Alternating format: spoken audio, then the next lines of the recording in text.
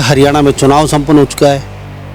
कहीं न कहीं खापे और किसान ये प्रधान यूनियन कांग्रेस के साथ दिखाई दी, फिर भी कहीं न कहीं बीजेपी सत्ता में आई और सरकार बनाई। ओम प्रकाश धनखड़ राष्ट्रीय कोऑर्डिनेटर हमारे साथ खापों के खास बातचीत में मौजूद है।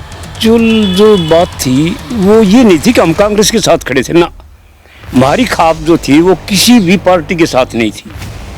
खाप का तो हमारा ये मतलब ये था कि भाई ये जो आरएसएस बीजेपी वाले थे, जो ये राक्षस प्रवृत्ति के, जो इस संविधान के खिलाफ चल रहे हैं, अपने संविधान के, इस लोकतंत्र के, हम तो सिर्फ इनके खिलाफ थे, भाई इनको किसी तरह खदेड़ो। इसलिए हमारा फीत लग गई कि ये कांग्रेस के, नाम हुड्डा के, नाम दीपेंद्र के, हाँ इनके जो विकास के जो कार्य थे ना, हम उनसे प्रभावित थे।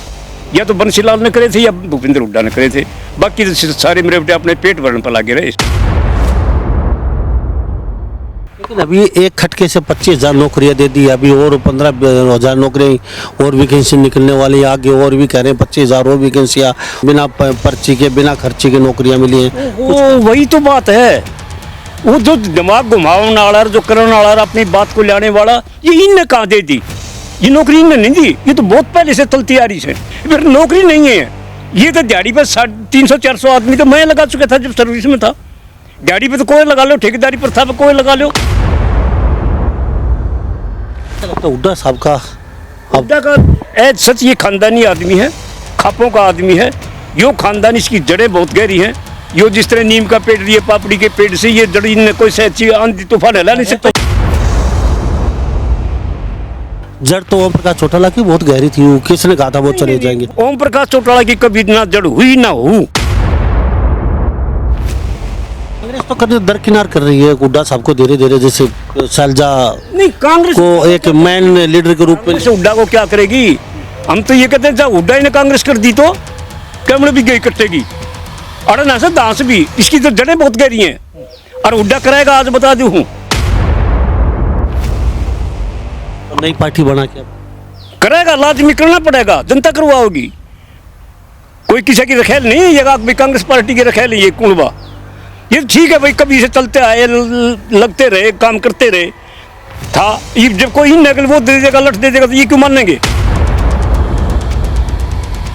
तो क्या लगता है अगर पार्टी नहीं बना भी लेते हैं, वो आप कहते हैं बनानी पड़ेगी, जनता बनवाएगी, क्या लगता है टक्कर दे पाएंगे बीजेपी? टक्कर तो है ही नहीं, टक्कर नाम की चीज नहीं, वो तो सिर्फ एक साजिश है, साजिश के साथ मुकाबला है। नमस्कार, एक बार फिर दोबारा से स्वागत आपका हरियाणा न्यूज़ 24 पे। मैं हूं मुन्ना लांबा, मेरे सौगी हिमांशु लांबा के साथ। हम मौजूद झज्जर में और ढाकला में उपस्थित हैं, और हम एक ऐसे किसान नेता के साथ बातचीत करेंगे चुनाव के बाद, जो राष्ट्रीय कोऑर्डिनेटर हैं खापों के, पूरे भारत के, पूरा भारत भ्रमण करते हैं, जगह जाते हैं। ये बड़ी बड़ी खापों पे मंच साझा करते हैं। पूरे भारत में कई विषय, कई मुद्दे हैं, उन पे बातचीत करेंगे, क्योंकि हरियाणा में चुनाव संपन्न हो चुका है। कहीं न कहीं खापे और किसान ये प्रधान यूनियन कांग्रेस के साथ दिखाई दी, फिर भी कहीं न कहीं बीजेपी सत्ता में आई और सरकार बनाई। और कई मुद्दे और भी हैं, शैलजा और हुड्डा, कि हुड्डा के साथ खड़े आए, आज हुड्डा भी कहीं न कहीं दो राह पे खड़े हैं, और कई सामाजिक मुद्दे, उन पर बातचीत करेंगे। हमारे साथ ढाकला में मौजूद हैं, और ओम प्रकाश धनखड़ राष्ट्रीय कोऑर्डिनेटर हमारे साथ खापों के खास बातचीत में मौजूद हैं। आपका बहुत बहुत स्वागत है प्रधान जी। जी, आपकी न्यूज़ 24 चैनल को लांबा साहब बहुत बहुत शुक्रिया, और आपके दर्शकों को भी। सरकार बन गई है बीजेपी की, आपने बनाई, और आपके राष्ट्रीय अध्यक्ष कोऑर्डिनेटर आप, अब सारे कांग्रेस के साथ दिखाई दिए। खापे कांग्रेस के साथ खड़ी थी, फिर भी कहीं नहीं बीजेपी मोदी लहर से भी ज़्यादा सीटें आई है, क्या कहेंगे? नहीं, एक्चुअल जो बात थी वो ये नहीं थी कि हम कांग्रेस के साथ खड़े थे ना, हमारी खाप जो थी वो किसी भी पार्टी के साथ नहीं थी। खाप का तो हमारा ये मतलब ये था कि भाई ये जो आरएसएस बीजेपी वाले थे, जो ये राक्षस प्रवृत्ति के, जो इस संविधान के, इस लोकसभा के, जो इसके, जो इनके खिलाफ चल रहे हैं, अपने संविधान के, इस लोकतंत्र के, हम तो सिर्फ इनके खिलाफ थे, भाई इनको किसी तरह खदेड़ो। क्योंकि ना ये किसान के हर वर्ग सड़कों पर उतार दिया था इन लोगों ने। उसमें हम तो खड़े हुए थे कि भाई इनको खदेड़ो। इसको हरियाणा में कांग्रेस खदेड़ रही थी, इसलिए हमारा फीत लग गई कि ये कांग्रेस के, नाम हुड्डा के, नाम दीपेंद्र के। हाँ, इनके जो विकास के जो कार्य थे ना, हम उनसे प्रभावित थे। या तो बंसीलाल ने करे थे या भूपेंद्र हुड्डा ने करे थे, बाकी तो सारे मेरे बेटे अपने पेट भरने पर लगे रहे, इसलिए हम प्रभावित थे। आपकी पूरी यूनियन खापे, चलो आरएसएस के खिलाफ खड़े थे, बीजेपी सरकार के खिलाफ खड़े थे, फिर भी बीजेपी सत्ता में आई और शायद जनता के आशाओं पे खरे उतरे होंगे, तो ही तो ये दोबारा सत्ता, तीसरी बार सत्ता में आए। क्या लगता है? नहीं, सत्ता तो ये इससे नहीं आए, वोटों से। जनता की वोटों का तो कोई मतलब ही नहीं रह लिया। जो टिकट बांटने वाला भी कोई चक्कर नहीं रह लिया। ये तो एक प्रचार जो था इनका, वो आर्टिफिशियल इंटेलिजेंस थे, जो अपने टारगेटेड विज्ञापन थे, जो तैयार करके जो लोगों का दिमाग खराब करके भगा के वो अपना माहौल तैयार कर दो। ये तो एक वेल प्लान सौदा था इनका। उस वेल प्लान सौदे में कहते हैं बोले 74 बोला इसने हुड्डा ने टिकट बांटी, हुड्डा ने कत्ती नहीं बांटी, 74 झूठ बोल रहे हैं। जो भी ये बात करे सिर्फ फैलाई गई से ये आग भाई बाबू बेटा एक मतलब वो ले दिया। और माँ बेटी की सरना कही, और जो खुद बाबू बेटी की सरना कही, मतलब सारे हर परिवार में ये रही से बाबू बेटी माँ बेटी सबके में, वो तो सबके लिए था लागू। पर चलो जिनको बदनाम करने के लिए की चलाई, क्योंकि ये इनको डिगा रहा था कांग्रेस को हुड्डा, और इसकी जड़ें हैं। ये जड़ें डिगती नहीं किसी से, ये समाज की जड़ें हैं। रही बात ये डिगने वाली रूस वाली, ये जो पहले आप ये देखो भाई 5 बजे के बाद में जब तो पोलिंग ख़त्म हो जाता है तो 7 बजे तक कोई रैप है आ भी लिया होगा, डाटा आ लिया, और 7% के आसपास जो है वो एकदम बढ़ा हुआ डाटा दिखा दिया। मतलब 7 बजे जो डिक्लेयर कर दिया वो फिर अगले 24 घंटे में फिर बढ़ा हुआ दिखा दिया 7%। तो जो 14 लाख जो ये वोट थी, उसके बाद में रिजल्ट से पहले फिर रोक के, बीच में रोक के मशीनें रोक दी, कैमरे बंद करवा दिए। ये तो एक बहुत गहरी साजिश थी, मतलब धक्काशाही कि चुनाव का ये समझो जिसने हमने अपनी वोट गिरी, हमारी वोट का अधिकार हमारा दोनों समाप्त कर दिया इन लोगों ने। लेकिन अभी एक खटके से 25,000 नौकरियां दे दी, अभी और 15,000 नौकरियां और वैकेंसी निकलने वाली, आगे और भी कह रहे हैं 25,000 और वैकेंसियाँ, और बिना पर्ची के, बिना खर्चे के नौकरियां मिली हैं। वही तो बात है, वो जो दिमाग घुमाने वाला, जो करने वाला, अपनी बात को लाने वाला, ये इनने कहाँ दे दी? ये नौकरी इनने नहीं दी, ये तो बहुत पहले से तल तैयारी से। ये तो जो कोर्ट ने रोक रखे थे, इनके मुकदमे पड़े हुए थे, फिर नौकरी नहीं है। ये तो दिहाड़ी पर 300-400 आदमी तो मैं लगा चुका था जब सर्विस में था। दिहाड़ी पे तो कोई लगा लो, ठेकेदारी पर था कोई लगा लो। अभी तो फिक्स लगे हैं, कल रख लगे हैं, और ये भी टेम्परेरी पोस्ट है। यही तो बात है, जब आपका दिमाग घूम लिया तो फिर हमारा तो घूमना है, घूमना। टेम्परेरी कैसे, कुछ बताएंगे? वो ठेकेदार की थोड़ी लगे, देखना सरिया गा जो भी आओगे के खोसे से इनका के देंगे, के नहीं देंगे, वो जजमेंट लेते रहियो, इनका देखते रहियो। ये सब टेम्परेरी पोस्ट है, ये कोई रेगुलर पोस्ट नहीं है किसी किस्म की भी। तो आपको ऐसे क्या लगता है भाई ये रेगुलर पोस्ट नहीं, इनको हटा देंगे? ये खत्म कर रहे हैं ना। इनका जो न्यू वर्ल्ड ऑर्डर है, उस न्यू वर्ल्ड ऑर्डर में कॉरपोरेट्स के लिए उन्होंने मजदूर चाहिए। जो अडानी अंबानी, जो ये 10-12 घराने हैं, इनको चाहिए मजदूर। इन लोगों को कोई भी नौकरशाह या इस टाइप के नहीं चाहिए।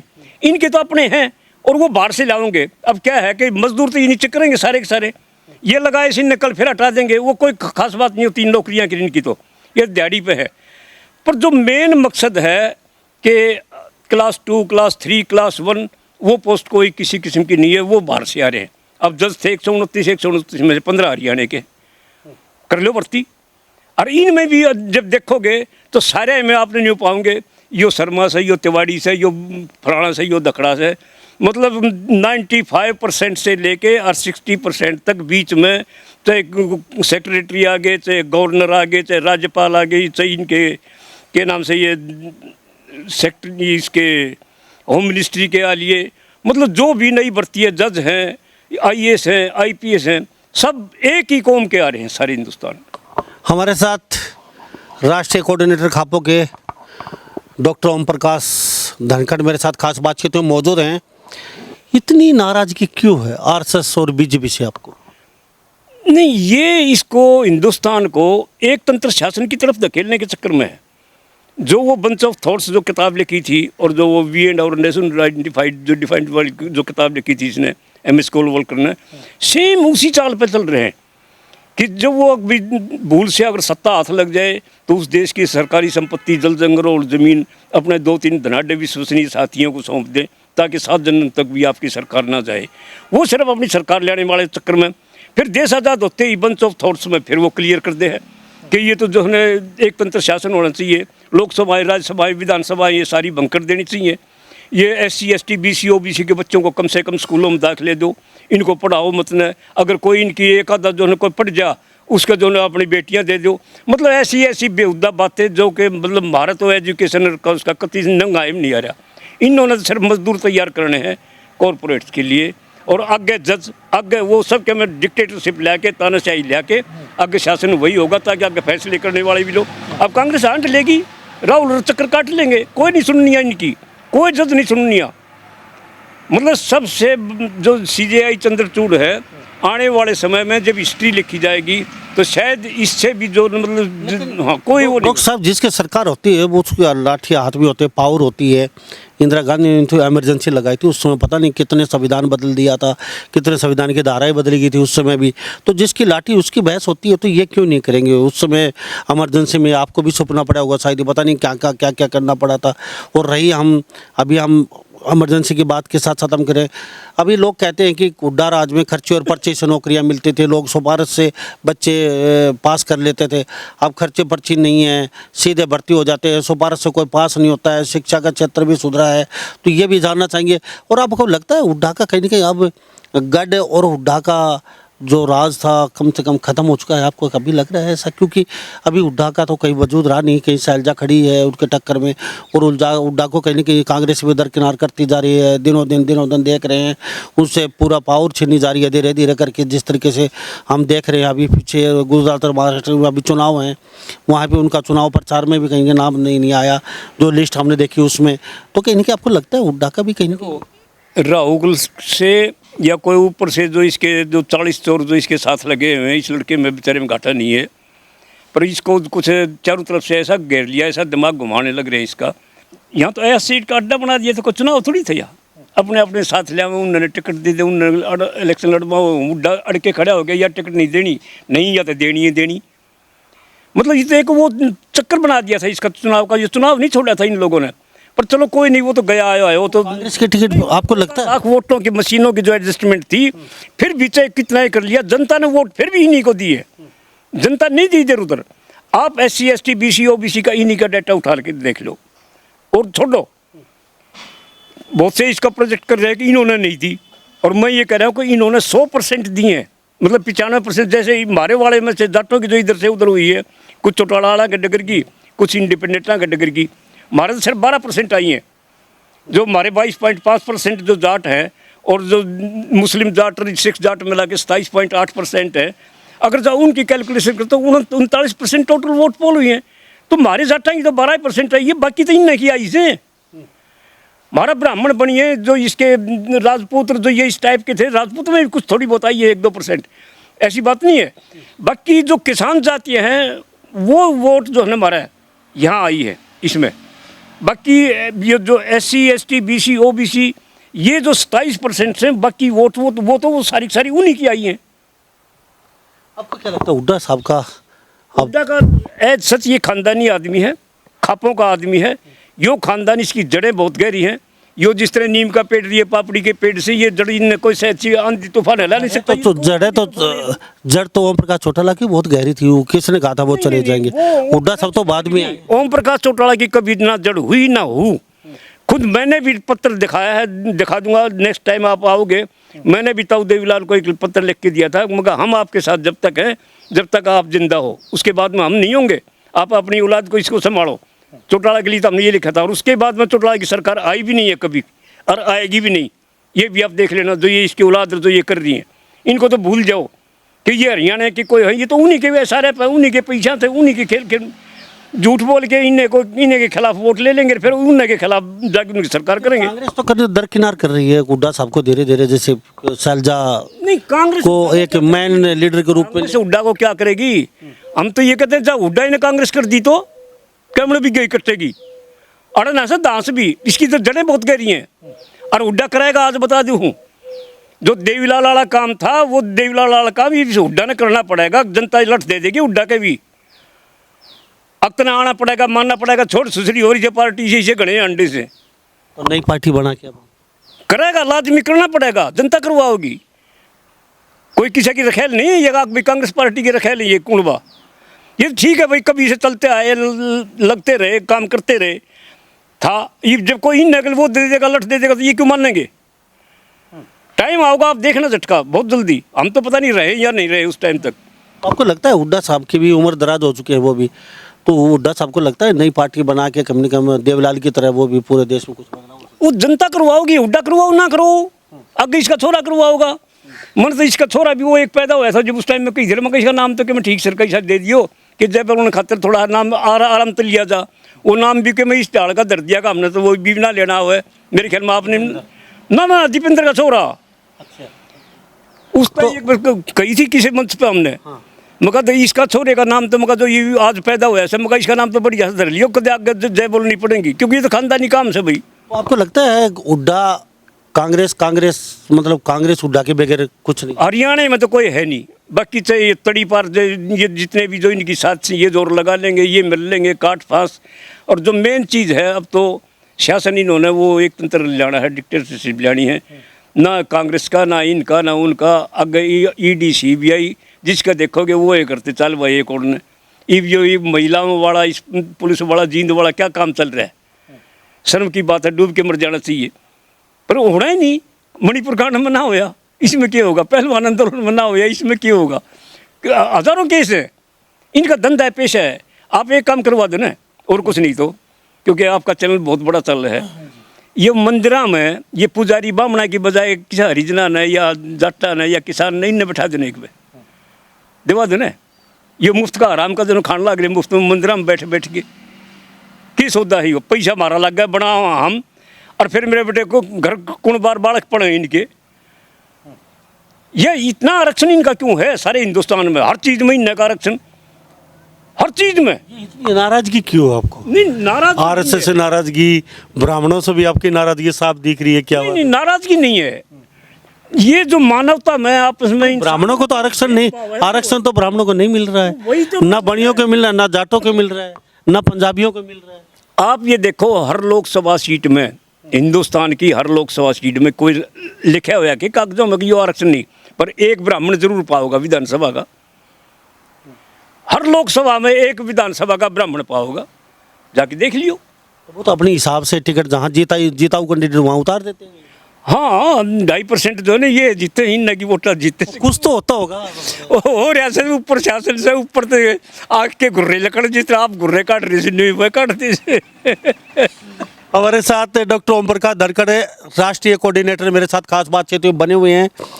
तो अब जैसे जींद कांड लगा लो, आप कह रहे हैं कि पीछे आपका यहाँ का एक वो खेल मंत्री थे, उसके लिए भी संदीप वाला उस कोच वाला बेचारी का, वो लड़की ओलंपिक में जो है पहुंचने वाली थी, इतनी जबरदस्त स्प्रिंट थी उसकी, क्योंकि हम तो खिलाड़ी रहे, बहुत तगड़े खिलाड़ी रहे हम तो। आपके तो नज़दीक है गाँव, बिल्कुल 2 किलोमीटर गाँव की मेरी खाप का है वो मुद्दा है स्टार्टिंग में, उसके रेजुलेशन वगैरह जो ऊपर गवर्नमेंट को मुख्यमंत्री को भेजना वो मैंने ही किया था सारा।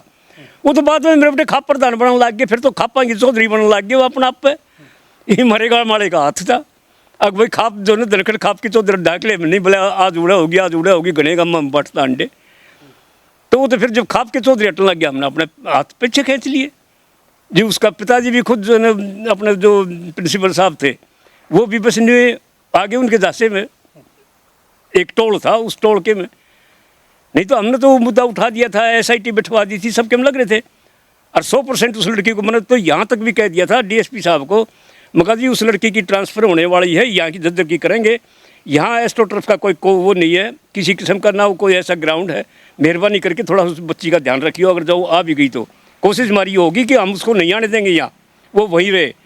पर वो तो एक राक्षस प्रवृत्ति के उन लोगों को मैं गिर चुकी थी, और यहाँ से सपोर्ट नहीं मिली, यहाँ से उल्टे एक भगा के दिमाग घुमा के और अपनी राजनीति खेलनी चालू कर दी यहाँ से उस बच्ची को। नहीं तो वो तो ओलंपिक में मेडलिस्ट होनी थी 100%।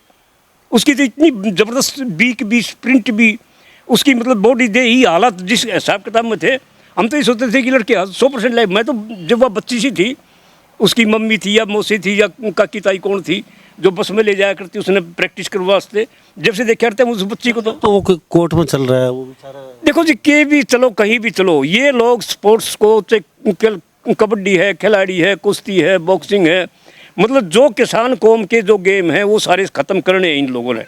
इन्होंने सब कुछ नशे में धकेल देना है। जितने ये बंदरा पंदरगाह पर जितने हथियार जितने ये ले जा रहे हैं, ये एक बहुत गहरी साजिश का हिस्सा है जो उसको डिक्टेटरशिप लाने वाला है। उस चक्कर में सबको नशे में धकेल देगा। नशे का मजदूर फालतू काम कराया रहा है। दूध में हमने तो सिरसा जिले में जब नौकरी करी बड़ा गुड्डा का नहीं, जब देखे तो मेरे बेटे बुक्की लाया करते, हैंडपम्प पे पिया मारी फक्की और सारा दिन खेत में लगे रहा करते। तो इनका तो धंधा है, पेशा है, उसी में धकेलेंगे इस देश को। तो अभी हम हुड्डा साहब की बातचीत करें, अब आपको लगता है हुड्डा साहब दोबारा से खड़े हो पाए? आप कहते हैं कि पार्टी तो बनानी पड़ेगी, गहरी जड़ें हैं हुड्डा साहब की, तो क्या लगता है अगर पार्टी नहीं बना भी लेते हैं वो, आप कहते हैं भाई बनानी पड़ेगी, जनता बनवाएगी, क्या लगता है टक्कर दे पाएंगे बीजेपी को? देखो, टक्कर तो है ही नहीं, टक्कर नाम की चीज़ नहीं, वो तो सिर्फ एक साजिश है, साजिश के साथ मुकाबला है। टक्कर टुक्कर का जब किसी ने साजिश के साथ मुकाबला कर पाएंगे हुड्डा साहब अगर पार्टी? जी इन्हें तो ना हुण छोड़े, ना मुगल छोड़े, ना अंग्रेज छोड़े, इनकी तो हैसियत केस है। पहले मैं कांग्रेस वाले चिदम्बरम ने भी कोशिश कर ली थी ना खापों के अगेंस्ट में, तो ठीक है कुछ एक खाप चौधरी हैं जो जाके माथे टेक दें, उनका दौरा लंबलेट पड़ जाए।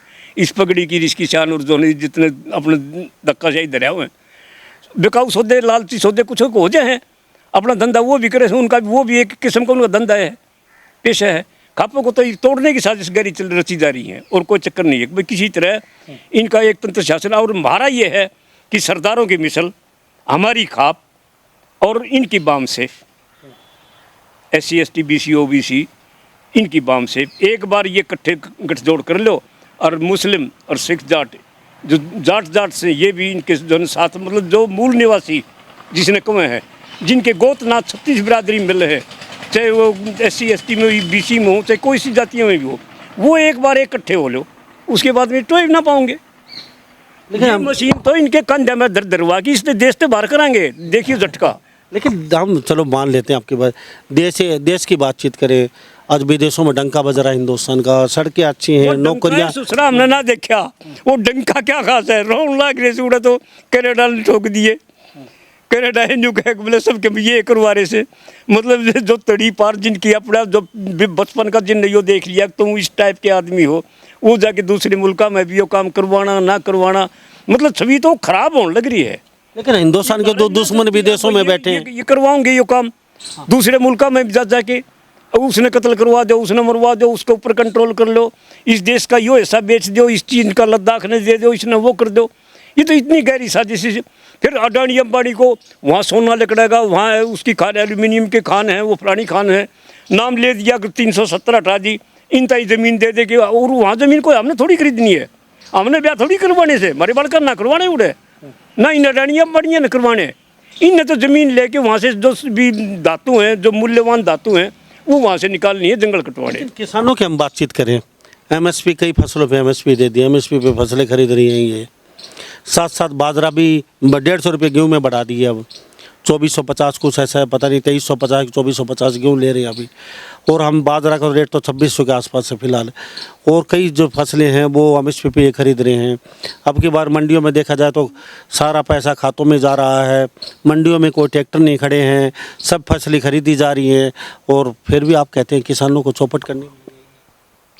रोड़ा तो ये है, या जो ये आर्टिफिशियल इंटेलिजेंस वाली जो बात करें हम, जो धक्काशाही वाली झूठ बोलने वाली, मतलब एक माइंड गेम खेला जा रहा है किसान कौम के साथ। और यो किसान है बेचारा भोला, वो चोरी छोटा वाली बात से किसान ने फसल उगाना और पैसे चाहिए अपने, तो पैसे इनके खाते में जा रहे हैं, नहीं जा रहे, वही तो रोड़ा है। नहीं, अब तो हम जैसे कई मंडियों भी ना जा रहा, कमाल की बात कर रहे हो। पहले क्या मिलता था, और जैसे हुड्डा साहब की सरकार थी, चौटाला साहब की समय पहले ये महंगाई इतनी ना थी, यो DAP यो इतने का ना था। पहले 1200 या 1400 रुपये गेहूँ बिकते थे, आज 2400 2450 गेहूँ, 2600 बाजरा है, पहले 200 250 600 में बाजरा बिक जाता है। करोगे किसी साइंटिफिक से, क्योंकि हम तो कृषि विशेषज्ञ रहे हैं, हमें ये पता है कि जो ये 2450 जो पिछले बार 2250 था, ये 2250 की बजाय भी अगर 6000 6500 भी गेहूँ का रेट हो जाए तो भी कम है। लेकिन आपको लगता है 6500 गेहूँ होना जायज़ है? क्योंकि गेहूँ एक ऐसी चीज़ है पूरे हिंदुस्तान में यूज़ होता है खाने में, गरीब आदमी मर नहीं जाएगा, कैसे अफोर्ड कर पाए? वही तो रोड़ा है। ये जो हमारा 2250 रुपये ले लिया गेहूँ, और वो ये आटा चक्की में उड़ा चला गया। वो ये आटा जब उल्टा पेश किया होगा तो 80 रुपये किलो, 100 रुपये किलो, उसने 80-100 वाले ने 30 कर दो ना भाई, इन गरीबों ने मिल जाए। उस 80 रुपये 60 रुपये वाला जो गेहूँ का आटा जो बिकेंगे, जो मर्द 2250 ले गए भैया, अपना रुपये 2 रुपये कमा रहे तुम भी, तेरी फैक्ट्री आ गई इनका। पर यो इतना लंबा क्यों कर दिया? क्योंकि इनको मारने के लिए, क्योंकि इनको बढ़ाने के लिए, आपस में ये लड़ाई झगड़ा करवाने के लिए। यो IMRP भी कर दो, MSP भी कर दो। ठीक है डॉक्टर साहब, मैं एक बात जानना चाहता हूँ, बीजेपी के प्रति काफ़ी आपके रुख है, काफ़ी तेवर, काफ़ी तलख हैं आपके, और बीजेपी RSS के प्रति आपके दिल में पता नहीं क्या चल रहा है, उनके पक्ष में एक, लेकिन लाने वाले भी तो आप हैं बीजेपी को। हुड्डा साहब की आपको सरकार खराब लगी 10 साल में, हुड्डा साहब को ज़मीन में पटका और बीजेपी को पूरी बहुमत के साथ आप लेके आए। अब बीजेपी खराब हो गया, अब हुड्डा साहब के पीछे लग गए, ये क्या? ये झूठे इतनी बोल दी इनने उस टाइम में। अब 15-15 लाख रुपये थारे अकाउंट में देंगे। लंबा साहब आप कहते कि मैं अकाउंट में आ गई हूँ, तो फिर नहीं, मेरे अकाउंट में कोई पैसा आया नहीं। फिर बोले 2-2 करोड़ नौकरी देंगे। अरे 2-2 करोड़ नौकरी क्या की दे देंगे? कौन सी दे दी? आज तक 10 साल में जो ये मुकदमे वाली थी, ये 25,000 दिए। ये 25,000 7,000 गांव से जो है तीन बाड़ा का एक गांव का बट्टा हूँ से क्या की नौकरी चाहिए? 10 साल में 3 बाड़ा के एक गाँव में तो लग गया, क्या की नौकरी? वह भी दिहाड़ी पे। ये नौकरी नाकरी को ना, ये तो थोड़े दिन के बाद में इसका रिजल्ट निकलेगा। रिजल्ट देखना आप लोग। और सर्विस तो जब इसकी कहते भाई न्यू वर्ल्ड ऑर्डर में है ही नहीं। इन्होंने तो सिर्फ मजदूर चाहिए कॉरपोरेट के लिए, इनकी हामा मिलावनी चाहिए। और इन्होंने अपना शासन जो है ना 2040 तक तो करना ही करना है। ये हमारा ही है जो इलेक्शन कमीशन और जज कोर्ट जो सबके में कब्जा के जो संविधान। राष्ट्रपति महोदय, हम तो हैरानगी ये मान रहे हैं कि वे एक मूल निवासी होते हुए और इतनी मूक दर्शक बन के एक तमाशा देख रही।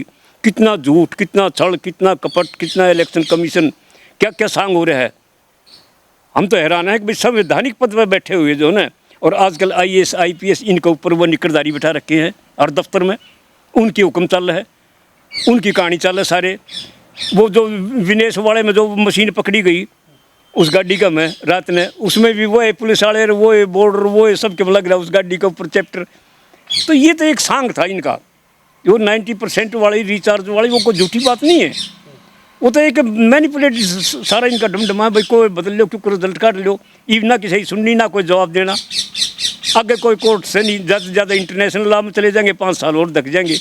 आगे कोई नया सांग और ले आएंगे। इनने तो वो धक्काशाही चलानी है। इन्होंने तो वो अपना जो है ना मंडी फंडिया वाला काम वो चलाना है 100%। और ये कभी व्यापारी लोग कभी भी सच नहीं बोल सकते, हमेशा झूठ बोलेंगे, झूठ पर चलेंगे। इन्होंने किसी के पास दूसरे के पास नहीं छोड़ना, छीनना है। ठीक है धनखड़ साहब, अब क्या एजेंडा लेके आ रहे हो सरकार के खिलाफ? क्या मतलब नया एजेंडा? नहीं, हम तो पहले भी सड़कों पर थे, हम तो हुड्डा आ जाए तो भी सड़कों पर। किस मुद्दे को लेकर सड़क पे आ रहे हो? देखो सड़कों पर तो सामाजिक मुद्दे हैं। जब बाणे बेटियां के साथ ही जो जींद बड़ा कितना गहरा मुद्दा है, और इसको मतलब उन्हीं को प्रताड़ित कर रहे हैं। ऐसे ऐसे और अनेकों कांड होंगे, हर मंदिरों में यही कांड होने हैं। अब वो नया नया और वो बाम सेफ वाला और हरिजनों वाला वो कर दिया बेचारे ने। वो मंदिर में क्यों चढ़े नंगे करके, कैसे जुल्म का जुलूस निकाला जा रहा है? ये कोई मानवता वाली बात है क्या? और कोई कार्रवाई नहीं होनी किसी किस्म की भी। ये तो लट के ऊपर जो ना, अब जब आमने सामने का हुएगा, जब कोई कहानी बनेगी। और ये कभी से होता है लंका वाला जो इसका बांग्लादेश वाली यो कहानी हिंदुस्तान में ये करवाना चाहे हैं। और हमारा जितना शांति प्रिय ये है किसान को, यह शायद छोड़ो रहे, पर ये मानने को नहीं। तो धनखड़ साहब बहुत बहुत धन्यवाद, आपसे बातचीत की कई दिन बाद, अच्छा लगा, बहुत बहुत धन्यवाद। आपका शुक्रिया। तो हमारे साथ ये डॉक्टर ओम प्रकाश धनखड़ खापों के राष्ट्रीय कोऑर्डिनेटर हमारे साथ खास बातचीत में बने हुए थे। पूरे हिंदुस्तान में जाते हैं, सभी खापों को अटेंड करते हैं ये। तो इनका रवैया कुछ तलख है बीजेपी के प्रति, कहते हैं कि हाँ ये ज़बरदस्ती जीत गए, EVM रानी की मेहरबानी है, कई मुद्दे इन्होंने बताए। तो इस बारे में आप कितने सहमत हैं इनकी बातों से? कमेंट में राय लिख के ज़रूर डाल दीजिए। सभी इन बातों के साथ मैं मुन्ना लांबा, मेरे सहयोगी हिमांशु लांबा के साथ हरियाणा न्यूज़ 24। नमस्कार, जय हिंद।